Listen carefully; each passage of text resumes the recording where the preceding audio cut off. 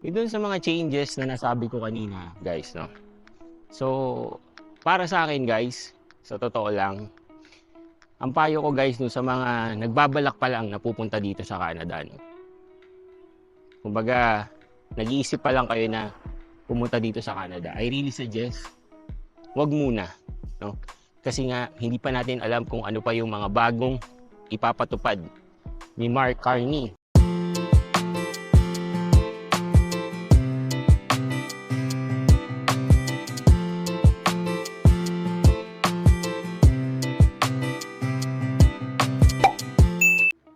Hello guys, Nardino TV here and we are back with another video. So it's another weekend guys.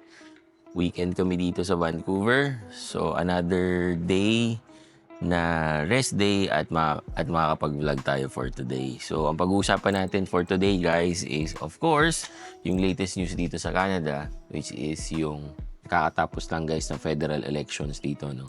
So ang nanalo po dito sa Canada ay ang Liberals na under sa pamumuno guys ni Mark Carney, no. Kung hindi niyo siya kilala, siya yung pumalit kay Justin Trudeau nung nag-resign siya. Ayan. So yan ang pag-uusapan natin today. Ano yung mga plans, no?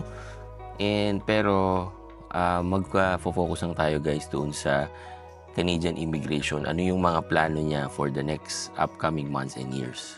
So, ang una niyang sinabi guys is about dun sa PR caps, no? So, ano yung magiging quota or ano yung magiging mga total numbers o permanent resident na papapasukin dito sa Canada, no? At ang sabi niya is ire-restrict daw nila to 1%, no? So, 1% ng total population ng Canada ng 2027. So, yan. So, talagang makikita natin guys na medyo may paghihigpit pa rin, no? Well, hindi na to bago kasi nung panahon naman ni Justin, sinimulan na talaga guys, no, na medyo maghigpit guys dun sa mga pumapasok dito sa Canada. Kaya ako guys nasabing hindi na bago kasi kung matatandaan nyo, nag-release ng mga quota or caps, no, para sa PR counts, no. Ang sabi dati, for 2025 guys, ang target nila is 395,000 PRs. And then for 2026, 380,000. And then for 2027, 365,000. So magkakaroon yan ng changes kasi nga as per Carney, ang magiging basis na is the 1% of total population of Canada by 2027. And then guys, ito namang next is kinda good news and bad news, no? Kasi ang tatamaan nito guys is yung mga temporary resident dito sa Canada. So pag sinabi nating temporary residents, yan yung mga student visa, mga TFWs, no. So ang sabi ni Carney guys, ang target is that temporary resident dito sa Canada will be 5% of the total population ng Canada. Our immigration to sustainable levels by capping the total number of temporary workers and international students at less than 5% of Canada's population by the end of 2027. It's a sharp drop from the recent high of 7.3%, and this will help ease strains on housing, on public infrastructure, and social services. At the same time, we will work to attract the best talent in the world to build our economy. Right? So, paano daw yan ma-achieve? Well, good news guys para sa mga nandito na kasi ang sabi ni Carney, ang target nila is gawing permanent resident yung mga temporary resident na nandito na sa Canada. So yan yung mas pagtutuunan nila ng pansin kaysa kumuha ng ibang mga or mga bagong immigrants dito sa Canada. And then guys, ang isa ring daw way nila, no, para to cut the temporary resident dito or yung numbers ng temporary resident dito is that kapag na-expired ang iyong visa or ang iyong permits, right, talagang ipupush ka to umuwi, di ba? Kumbaga, ang tawag nga nila is orderly departure daw. So, yan. So, hindi natin alam ano yung magiging measures, no? Ano yung mga pwedeng gawin para dun sa mga may expired na mga permits and visa. Pero yun daw ang target nila. So, yung next naman guys, good news naman to para dun sa mga nagsasalita or marunong at nakakaintindi po ng French, no?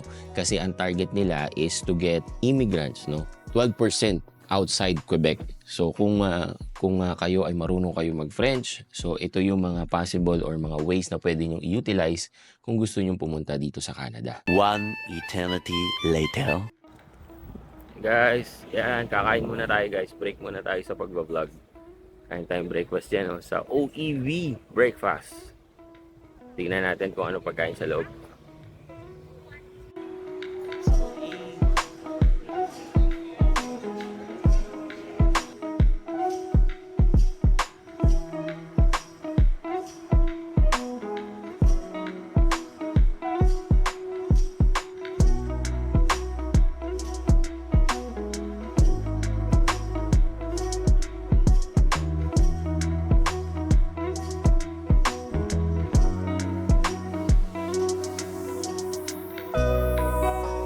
Wow, foodie. Fix your hair, fix your hair. Wait, Di ba I fix your have even a little. Fix your hair, fix your hair. Then fix your hair, please just pull it back. What? Smile around. Wow, smile. Happy. Okay, let's make a design. Happy. Go, di ba? I don't want the bread. Why not? Wait, I just put it there. I will get it. It's Mama's food. What's that, ma? Who wants my Wow. bread? And this is mine. What's that? Di ba? Frosting. This is Oh. This is syrup. Syrup? Wow. potato. It's so good, right? Yeah. Time to eat, guys. They're fresh. So, tapos na kami kumain, guys. Magpapababa lang kami ng kinain. Dito, sa isang mall dito. Willowbrook. Kaya lang kami sa mall, guys. Sarap kumain. Busog na busog kami, guys. Go. So, dahil ganda ang panahon, magbabike tayo. Right? Ayan. Yun naman, ang ganda ng paligid natin, guys. So meron tayong pupuntang malapit na park lang dito sa amin. Tingnan natin kung kaya ng bike. Actually, nakapag-laad na ako dito eh. So, dito natin ituloy yung ating kwentuhan. Yun nga, no? So, ang isa pang changes, guys, is yung paggamit daw ng information technology, guys, sa Canadian immigration process, no? Ako, naniniwala ako dyan, no? Siyempre, tayo bilang nagtatrabaho sa IT, alam natin na malaki talaga ang tulong, no? Malaki ang tulong ng information technology when it comes to any process, guys. So, for sure, papasukan nila ng AI yan or whatever, di ba? Para daw, mapibilis yung processing ng mga nag-file ng case or yung mga gustong mag-immigrate dito sa Canada. So, yan yung isang ipapatupad daw nila, no? Yung pagiging modernized. Tingin ko naman, meron ng system in place, no? Pero kasi, siguro hindi pa ganun kasapat, no, guys? Kasi, the fact na nagkakaroon pa ng mga backlogs and everything, di ba? Ng mga bahay dito. Yan. Maganda yung community dito, guys.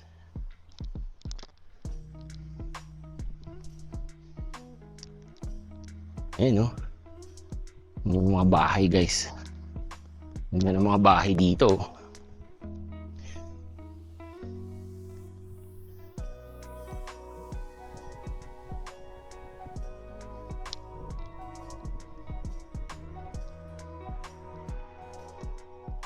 Meron pa bakante lote dito. Bili na kaya natin. Wala mo na akong pera eh. Bilhin ko na to.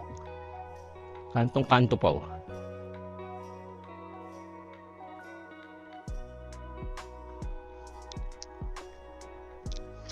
Siyempre, tatawid tayo.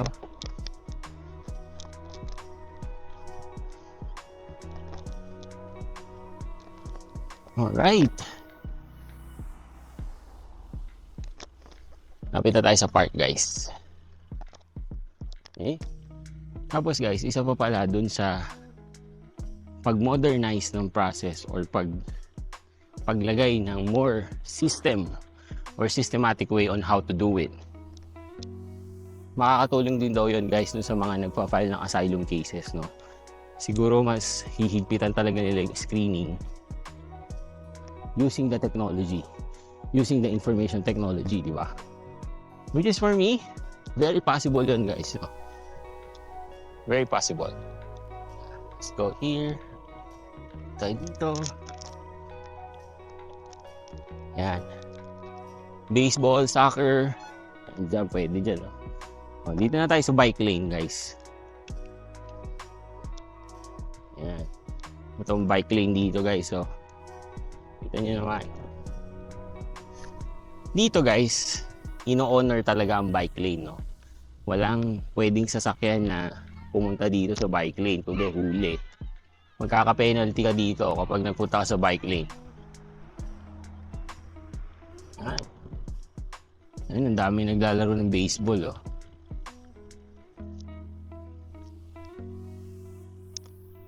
Hey! Ayan yung isang park dito.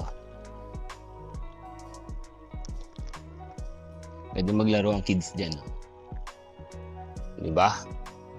Tapos guys, not but not the least, ang isa pang changes daw na gagawin is yung paghihigpit po sa mga borders, no?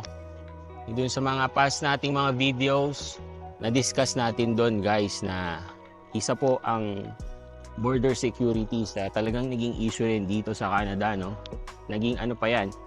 Naging issue yan against Amerika tsaka yung Canada, di ba? Kasi nga, ang sabi nga ni Trump, yung mga iba daw hindi magagandang mga bagay like yung mga illegal immigrants, drugs and everything, doon daw galing, no? Right? Yan, no? Ganda ng... Sabi ng asawa ko, Wisteria daw yan, guys. Wisteria. Hindi ko alam kung totoo, no? Nasa Demon Slayer daw yan, guys, eh. Hindi ko alam, no? Okay. Ayan, no? Ang dami nagpipicture-picture dyan, guys. Diba? Dito lang yan sa may park. Lapit lang sa amin. Pwede kang tumambay dyan, no? Hindi kang umupo dyan. Yan, no? Nakita mo, dami nagpipicture dyan. Sabi nga, mas hihigpitan pa daw ang border security. No? Pero syempre, wala pang details kung ano yung mga gagawin nila para mas higpitan pa yung border security ng Canada. No? So syempre, yung mga nandito sa Canada, that's something good, no? Hindi lang para sa immigration, but also for overall security, di ba? Pag ikaw nakatira ka dito sa Canada, o siguro kahit na saang parte ng mundo, di ba? Pag yung alam mo na secured yung border, tapos secure yung mga pumapasok dito sa Canada or kung saang country ka man nandun, maganda, di ba?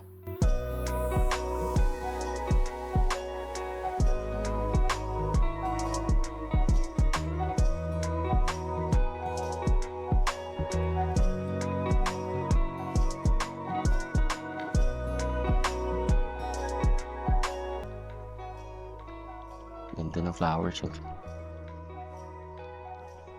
Diba? Beautiful. Beautiful.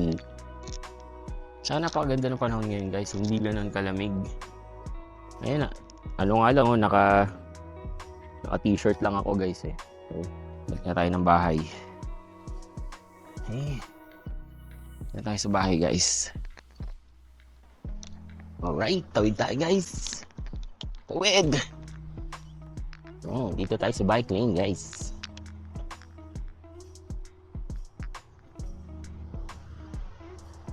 Ayan, pabalikan tayo ng bahay, guys. So, dun sa mga changes na nasabi ko kanina, guys, no? So, para sa akin, guys, sa totoo lang, ang payo ko, guys, dun sa mga nagbabalak pa lang na pupunta dito sa Canada, no?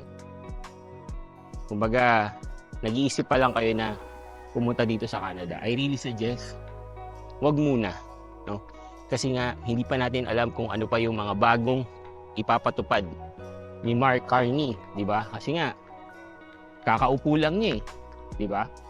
So, hindi natin alam kung ano yung mga ipapatupad niya ng mga bagong rules sa Canadian immigration. Kung ako talaga ang tatanungin nyo, this is not the best time para pumunta dito sa Canada.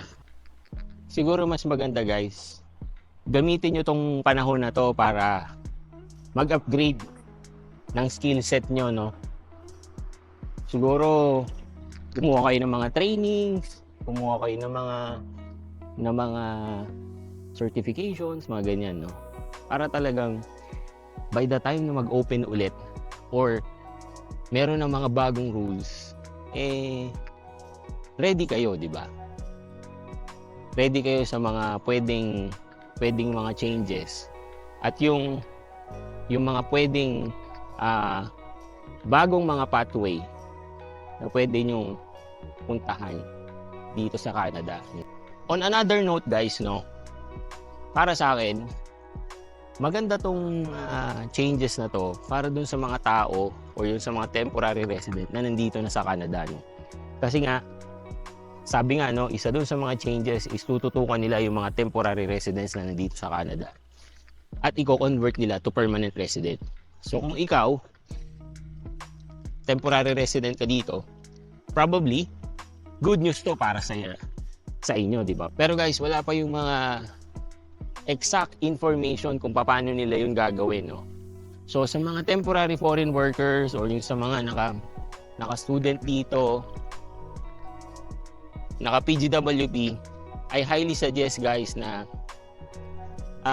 make sure na ready lahat ng mga documents nyo, di ba? Para guys, pag nagkaroon ng rules or nagkaroon ng bagong policy si Canada, right? When it comes to temporary resident dito sa Canada, madali kayong makakapasok, di ba?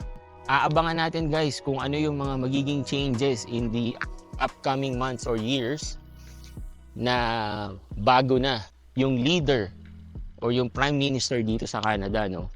Which is si Mark Carney. So yun lang guys. Again, thank you sa pagsama sa akin sa biking, no?